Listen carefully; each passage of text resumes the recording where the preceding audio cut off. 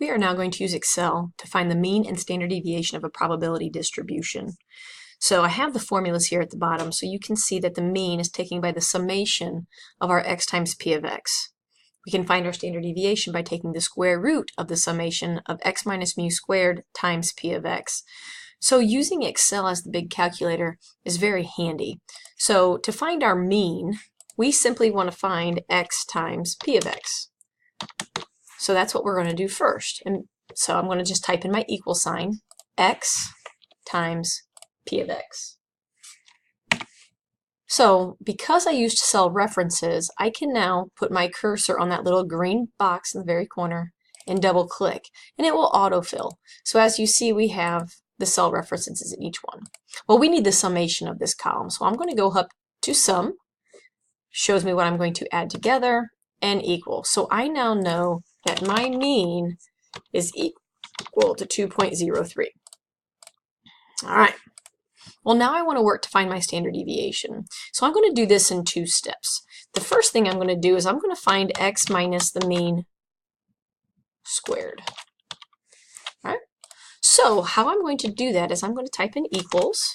I want x minus, now I want the mean, and I want the mean to stay still in each one. So I'm going to type in $7. And because I put that $sign in there, that's going to lock that cell for each one. Because remember, when we autofill, it uses the cell references and it adjusts per row. So we want to keep it there. I'm going to use my caret key and show the squared.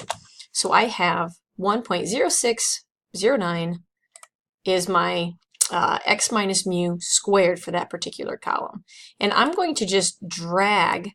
So I again went to that little green box and I dragged down. So you can see each one of these has the C7 as the mean, but the first cell reference changes. So that's just the first part of this formula, the x minus mu squared. So now I want to go and I want to take what I just did, so the x minus mu squared, and I'm going to multiply that by p of x. So I'm going to take my previous column, my x minus mu squared, times my p of x column. And again, I'm using cell references so that I can put my cursor over the green and I can drag down. So this column E is the x minus mu squared times p of x. And again, I want to sum that. So I hit auto sum. And now I have the summation of x minus mu squared times p of x. But remember, that's variance. So in order to find standard deviation, we need to take the square root of that. So I'm going to just type in equals SQRT, because that stands for square root.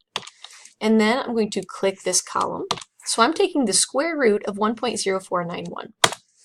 And therefore, I'm going to go ahead and shorten this up by clicking on this button up top. And now I know that my standard deviation is equal to 1.02. And so that is how you can use Excel to find the mean and standard deviation of a probability distribution.